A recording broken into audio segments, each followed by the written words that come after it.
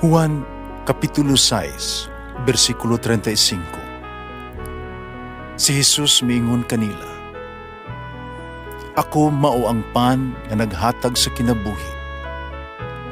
Ang muari kanako dili nagayod gutomon, ug ang mutuo kanako dili nagayod uhawon." Ang mga puno Pan sa kinabuhi.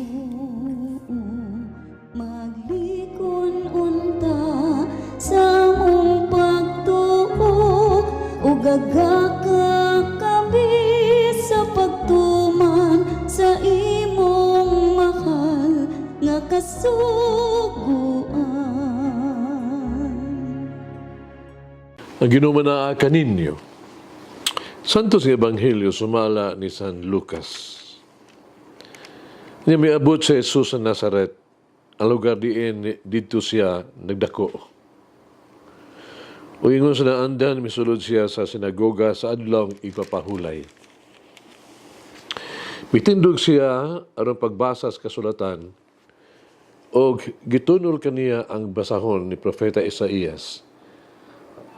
Gibukhad niya kini, gibasa ang bahin diin kini nahisulat.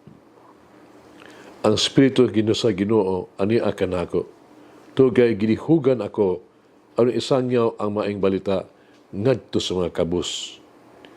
Gipadala niya ako aron pagsangyaw sa kagawasan sa mga binihag ug aron pagpahiuli sa panan-aw sa mga buta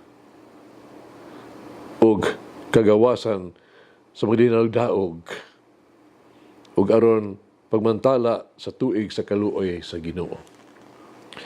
Unya gilukot ni Jesus ang basahon, gihatag kini pagbalik ngadto sa alagad, ug milingkod siya. Mituto kaniya ang mga tao didto sa sinagoga, umingon siya kanila. Karong adlaw natuman kining bahinas kasulatan inyong gayod sa inyong nadungog. Ang Ebanghelyo sa Ginoo. Pasalamati ang Ginoo kay siya maayo, ang iyang gugma mulungtad hangtod sa kahangturan.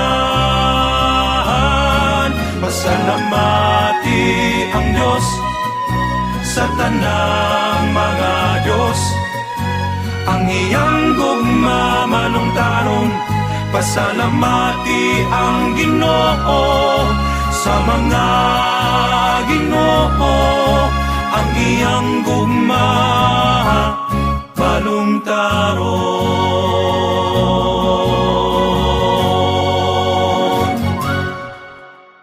Dunay duha ka reaksyon nga ato ang kamalandungan sa Ebanghelyo karon atong nadungog. Una mo ang pagdaig. Gipahayag ni Jesus ang iyang misyon. Mao kini ang buhaton ni Jesus alang kanato.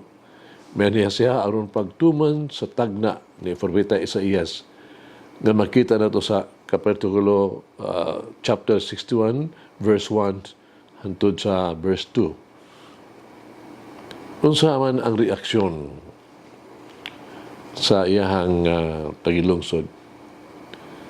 Giingon nga ang tanan nagadayeg kaniya ug natingala. Usa dihay pagdaig, adunay pagdawat. Ang tanan nagatuo kaniya. Ngano man, kitungod kay ang Espiritu sa Ginoo ana kang Hesus. Kitungod kay ang balaang Espiritu milihok diha kaniya. Ikaduha nga reaksyon mo ang pagsalikway. Adunay mga nagaduduha kang Hesus. Dunay mga nangutana sa iyang motibo o sa iyang kagikan. Nangutana sila, dili ba kini siya anak man sa ni Jose? Panday? Dili ba madawat ang mga pulong ni Jesus? Ngano man, tungod kay siya usa lang kanila. Tungod kay siya nagdako uban kanila. Siya familiar kaayo kanila, ordinaryo ra kaayo siya para kanila.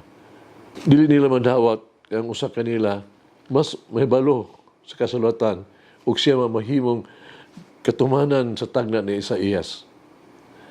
Labos tanan, ang yatagay lungsod sa Nazareth, di makadawat nga ang mga ubos o kabos makasulod sa gingharian sa Dios. Di sila makatuo ang mga kabos na walay gahom, mga daog o mga sinilikway, nga labing gamay o mawala, wala gibahimong paboran o dawaton sa Ginoo. O sa ilang isalikway sa Jesus, ang iyang mga pulong o ganing ipapahawa siya sa lungsod. Ang mga buhat sa mga apostoles atong mabasa na ang Diyos nagdihog kang Jesus nga nasarit nun sa balaang Espiritu. Karon kung naa kita sa usa ka sitwasyon diin kita mahagit sa pagbalos sa pagbiay-biay ni adtong makahimo kanato og sayo.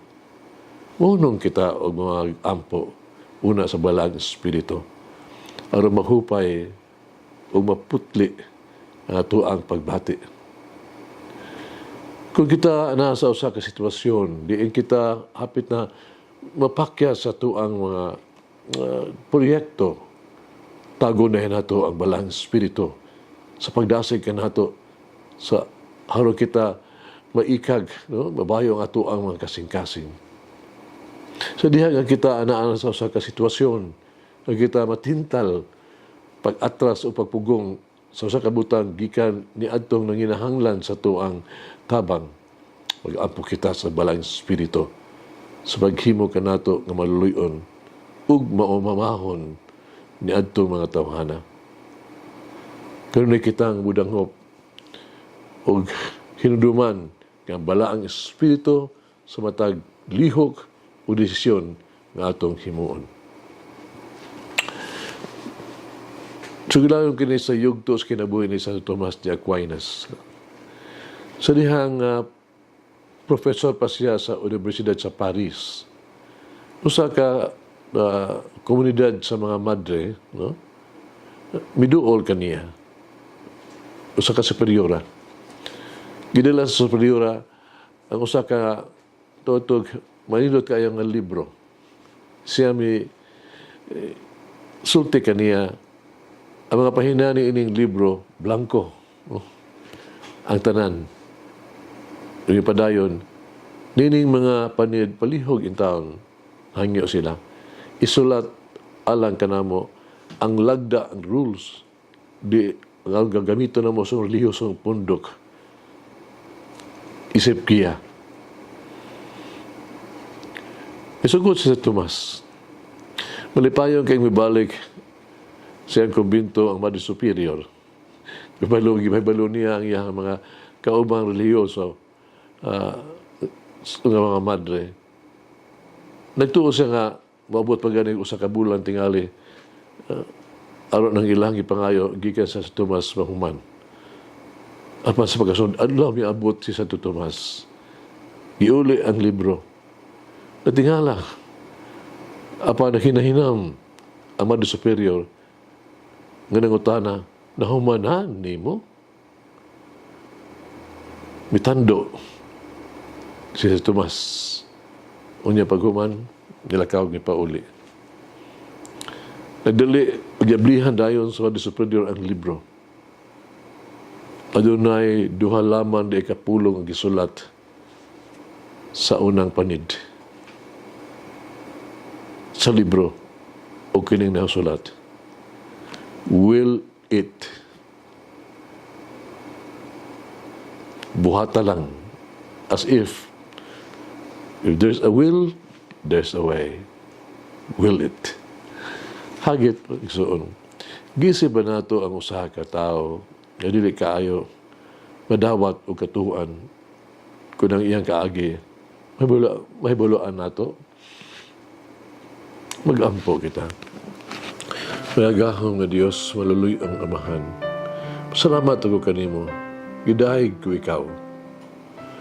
Ugimaya ko ikaw sa padala ka namo sa imong bugtong anak nga si Kristo arong pagpangita ka namo, pag-alagad o pagluwas ka namo. Sa imong dakong kaluoy, tabangi ako kanunay mutuo kaniya. Mahimong sama kaniya. Ihatag ka na ko ang imong grasya sa pagkigugma kaniya. Us kinabuhi alang lamang kaniya. Amen. Mama Mary, free me from my spiritual blindness so I may be fertile ground for God's word to grow. Langin na Diyos mga gahom sa tanan, Amahan, Anak, Espiritu Santo. Amen. May the Lord of the divine mercy bless us all, heal us from all diseases and suffering. Ayun unta niya kita, tanang mga sakit na to sa lawas, o sa kalag, body and soul. In the name of the Father, the Son, and of the Holy Spirit. Jesus, I trust in you. Amen. Whoever eats the bread of life will never hunger, says the Lord.